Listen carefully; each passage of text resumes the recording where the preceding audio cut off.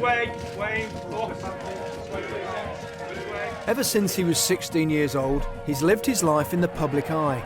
Rooney! Yet no one outside his family and close friends really knows him. Charlton.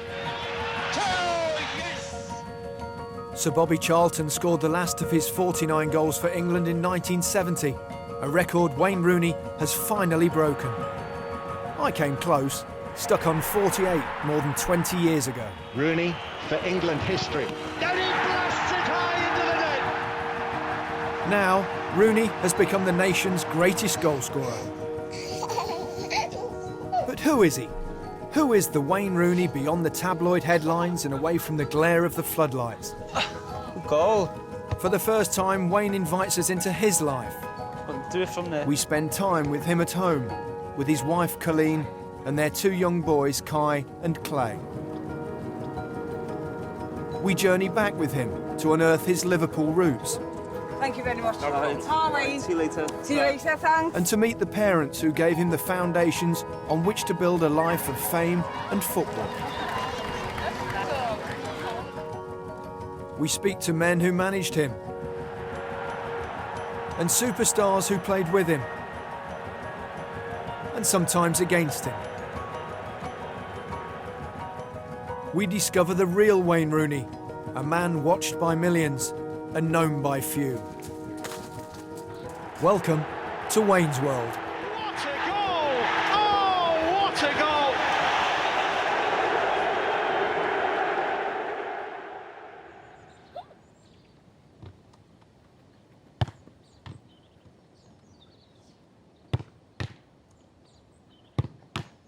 What's Wayne Rooney like away from football? Off the pitch, I'm quite quiet. Big family man, love spend time with my wife and children. Oh, is your bum all wet? Let's see your nose again. 1, 2, 3. Woo! When you meet him, he is shy until he gets to know you, and then he just doesn't shut up. Should we go down to Daddy? Yo, let me wipe your nose. He's just a normal lad. He just wants a normal life, and he wants to play football. How important has Colleen been to you? Outside of football, she's the strong one. So she's the boss. Yeah, I think she makes all the decisions, and she's a great mum, and she's great for me and great for the children. We're both from strong, down-to-earth families. We're both different characters. If Wayne needs to tell him off, I'll tell him off. And then vice versa. But we get on well. We're mates. Hey. Do you think you live pretty much an ordinary life? Yeah, it's quite boring, to be honest. Outside of football, you go home, you know, pick the kids up from school or play with the kids in the garden. Watch this one. It's quite impressive. He's really strong for his age. Yeah. You're good at gymnastics, aren't you, Kai? Who wants to see my backflip? Me? Take your shoes off. No, wait till you get on there. I'm happy the way I live my life, where I'm outside of football with my family. I couldn't ask for anything different, really. Keep hold, Clay. Quick, get on. You're getting off then? Okay. Let's go and get a cake. Either of them got the Rooney temper. Has he? You've mellowed, though. You've mellowed. Yeah, haven't you? You do, don't you, when you get a bit older, but if he doesn't get his own way, not you know. Should we go in? You got any footballs? Oh, there's more down there as well. The whole house has turned into kiddie land.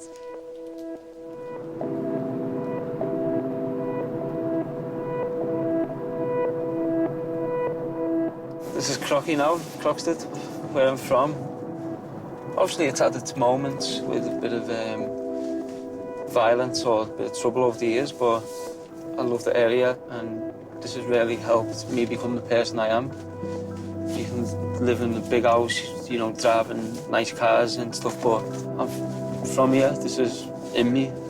Regardless of what you achieve in life, I think it's always going to be the place where I grew up and, you know, where I learned a lot about life. This road here, I could go anywhere on the road, but I went around off it. Used to have a ball quite a bit on here as well. And this little piece of grass here, kicking with my brothers. Wayne Rooney grew up in a tough part of Liverpool, the eldest of 3 brothers from a working-class family. The grey house here, it's where I grew up. My brother lives there now, and my other brother lives 2 doors down.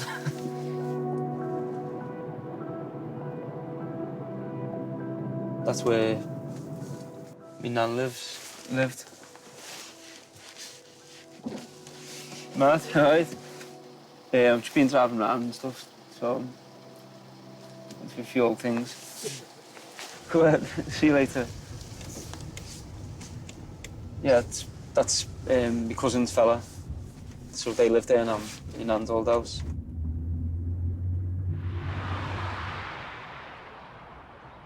Wayne's parents, Jeanette and Wayne Sr., have stayed close to the family's roots. Just a normal family. I mean, I had 3 jobs to get them where they was today and give them everything that we could give them at the time. They weren't spoiled, but they got what they needed. I was a cleaner, I worked on a sweet farm, and I'm a dinner lady. I still work now as a dinner lady. We're coming up now to my senior school. My mum still works there now. My mum worked there when I was there. All the kids, they all have banter with my mum over me playing for Man United and stuff, so it was a good school to grow up in. We kept like his school reports from the academy. We got good conduct and IT lessons. That's one of his praise cards from school. Oh, that's a certificate of attendance, 95% attendance at school. They were never off, never allowed to be off. He had a very busy lifestyle as a young child with his football, as they all did, the 3 of them. That's the youth club. It was right next to my house, which was handy. There was a 5-a-side pitch. That's where I used to jump over and play on my own. He'd jump over the back of the fence to the football pitches overnight, wouldn't he, Wayne? Yeah, he was always in the street playing. Football mad. Summer mornings, he'd be out at 6:30 in the morning. We lived over the road from his nana's. Nana'd be screaming out the window, "Wayne, get in!" So this is where I played for Copplhouse. Scored lots of goals on these pitches. Games used to be like 15-0 and stuff, so I'd score 8, 10 goals a game.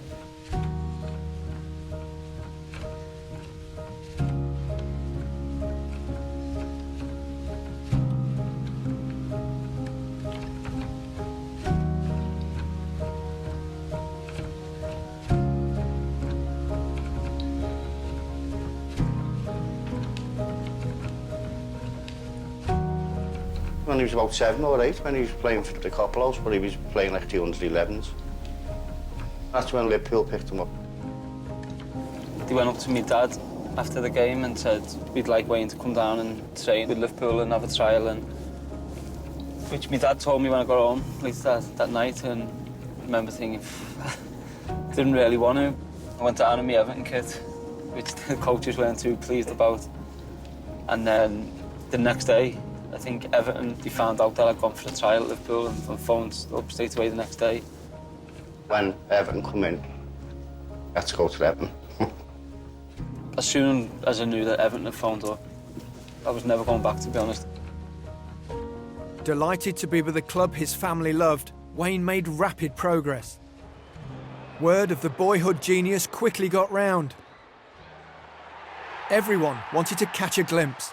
His name kept coming up to me, Wayne Rooney, Wayne Rooney. Have you seen anything? Have you heard of him? He's a great player, and there was a video going round of him scoring a few goals for Everton's academy, and I was aware of him before I met him, and then I went down to watch him. He won't know this, but I went to watch him in a game, and he scored a couple of goals, and he had the Scouse swagger and the Scouse attitude, and I afterwards, yeah, I quite like what I've seen. New manager David Moyes arrived at Everton unaware of the rough diamond in his ranks. When I took over the job at Everton, I think it was Walter Smith, he says, "Well, you're lucky, there's a boy in the academy called Wayne Rooney." The first time I got to see him was in the final of the FA Youth Cup. I remember tapping him on the shoulder and saying, "You'll be with me next year." And so, aged just 16, Wayne was a Premier League player. I made my debut in August, so this was the October and I still hadn't scored in the league. And I really wanted to try and score before I was 17. I come off the bench and scored the winner. Oh, brilliant goal! A brilliant goal! When I see that goal, I still get goosebumps. Remember the name, Wayne Rooney.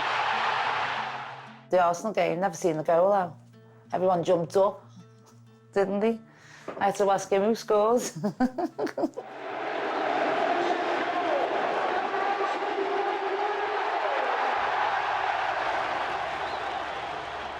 Having scored the winner against Arsenal, the 16-year-old was too young to celebrate with his teammates. So he went back to Croxteth for his second game that day. These are the garages where, just when I scored against Arsenal, this is where I come back to play after that game. So the garages are gone now, the garages went to there. I'd be getting told when I came in the next day, I'd be going mad. Rooney's been out playing in the streets again with his pals. I says, he's just played. He wasn't out having a full game or that. He might have been keeping the ball up with his pals, but that's what he done. Hi mate, you alright? And that's why he probably is as grounded as he is, because I think his background has kept him very level. Maddie, you okay? Wait. Seen you for ages. Okay? Well, how are you doing? Nice to see you. Yeah, you too. I saw a little gamble on you, Yeah, we're just doing like a documentary on England and stuff, so... Oh, isn't that lovely? Oh, you're looking well, Wayne, anyway. Tell them how good it is round here. Whoa. Very good. Good to see you, mate. I'm going to go and do this. Yeah, okay. all right, John. See you later. Wayne, See you later. Ta-ra. John, how are you? That's where Clean's mum and dad lived, and Clean lived. So we play in here with Clean's brothers, a few other lads.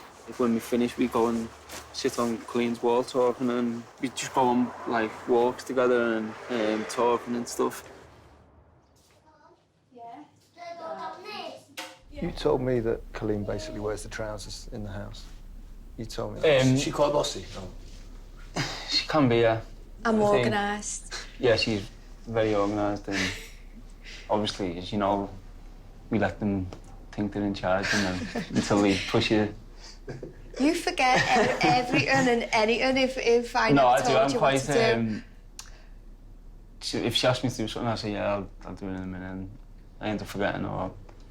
I ask them to take stuff in to try, if it's someone's has a baby or it's one of the other players' kids' birthdays, and they say, will you take that in and give it to them? Weeks later, I open the boot of his car and there's still the present in the back of the car. Thank you cards for our kids. A year later, still in the car. Yeah. So it's not a year. There was cards once, but still a year later. So I've never ever got them. I had to just text them in the end. This is actually where I had my first date with Clean in the Showcase cinemas here. So we went to watch Austin Powers. He always used to shout things and give a date and things like that. But he chased you from an early age? Yeah, he did, yeah. In the end, he got his way and we went to pictures. So that's where I had my first date, and it all started really with me and Clean. She asked you, didn't she? Yeah. Did we go in the pictures? Yeah. She asked her dad if it was all right. Yeah. I said, yeah. I said, as long as you sit in the front row and he sits in the back. He loved her. You could see it. Proposed on the petrol station. They were supposed to be going for a meal somewhere, but he couldn't wait. So I think he must have got the engagement ring out on the petrol station, yeah. So they never went for the meal. They come home and I couldn't be fash. I used to love writing poems before I was with Clean, just normal poems. I don't know why, I used to like to write little stories, so when I first got with Clean, I used to write a lot of poems, and they've died down a bit of late. Recently we went on holiday. I went to bed with the kids, and then when I got up the next morning, there was a poem on the side that he left me, which was, yeah, it was nice. I don't suppose you'd show us, would you? Oh, no. I've got a collection somewhere, so, yeah, someone will find them when I'm gone.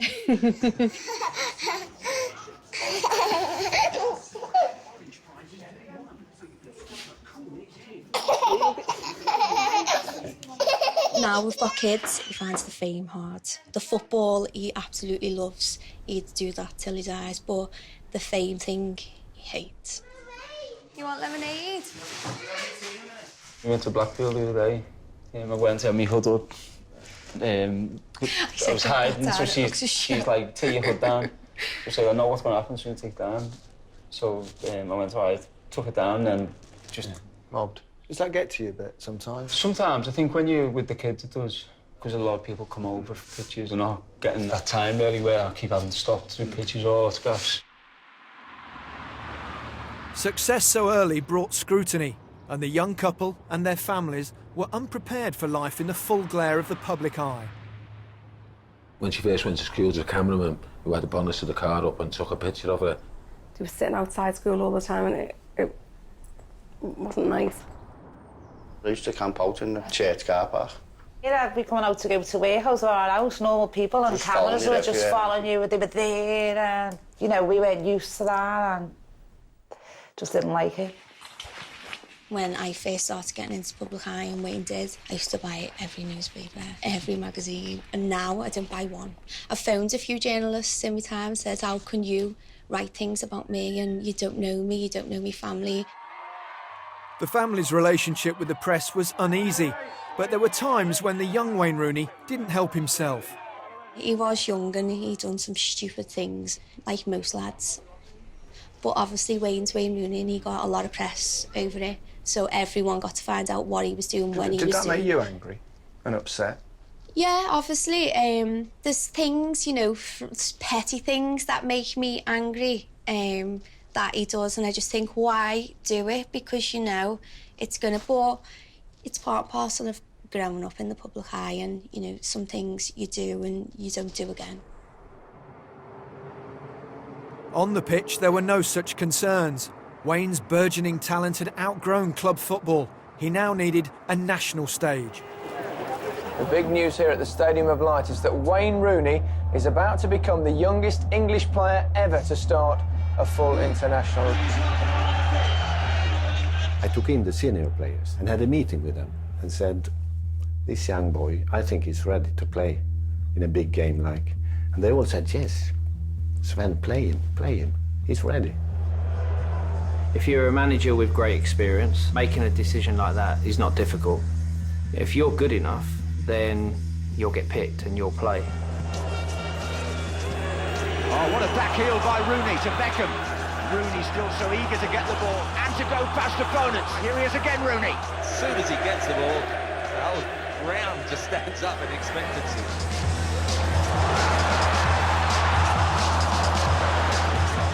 Oh, it's going to be a standing ovation for Rooney. It is. Listen to this. He'll have some great nights in his career, but he'll never forget this one.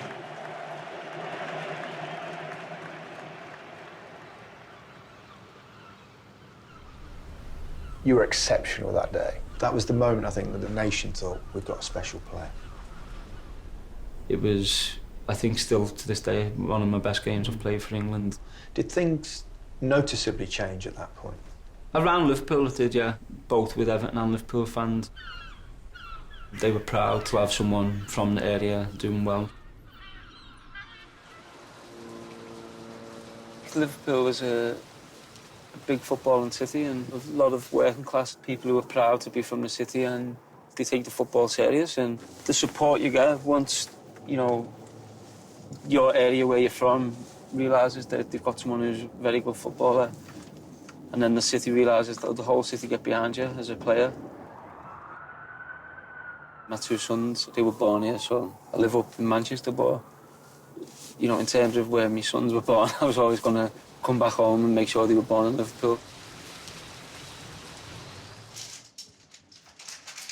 It's my first goal for England. Was that your first goal in England? Yeah. No, it wasn't. It was? It wasn't. How do you know? That was 2 years ago too. Oh, it was more than 2 years ago, that one. No, it says there, 2003. So, what is it now, 2015? So, 18 years ago. What are you missing? How old was you then, 12 years ago? 17. 17. How old Yeah. was you? 17, I was still at school. Still at school when he's scoring goals for England. You're 16? 16. Here's Heskey. Now Rooney's following up here. Wayne Rooney has become the youngest goal scorer in England's international history. For England fans, so long starved of hope, Wayne Rooney was like a gift from the footballing gods. His goals proved vital as the team qualified for the European Championship of 2004.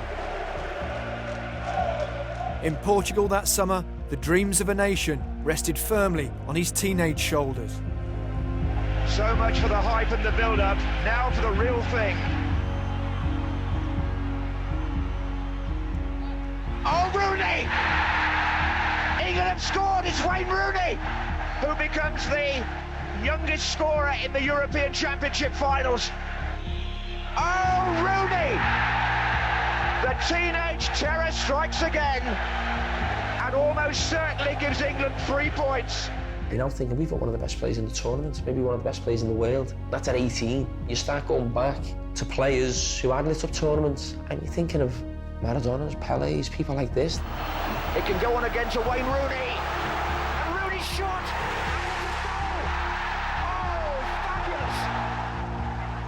If he goes on playing like that the whole tournament, who knows where we will ride, because he was on fire. And now here's Rooney with Owen just checking his run to make sure he doesn't go offside. And he's got Rooney in, and Rooney's onside.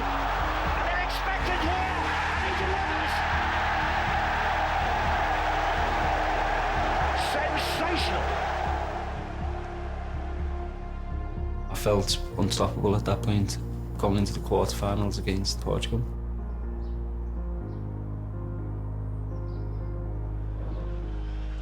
Here we go for a place in the semi-final of Euro 2004. I remember the morning of the game after breakfast, walking past him and saying, I can't wait for tonight. I never heard a footballer say that before. This feeling of no fear whatsoever. Here's Rooney, and he's pestering George Andrade. The defender stood on my foot and it was obviously painful. I tried to run it off and not aware of what it was at the time. As a manager, you're getting worried, thinking, no. I don't think Rooney can continue. Are England going to lose the 18-year-old who has set this tournament alight? I was getting wheeled to a Portuguese hospital in my England kit while the game was on in the corner. Oh, England are out of the European Championship. Watching the penalties, it was so hard to watch. So cruel. Do you think possibly, Wayne, that if you hadn't have had that injury, do you think England could have won that? I believe we could have, yeah. At the time, I felt that I was going to go and score in every game and help us win the tournament.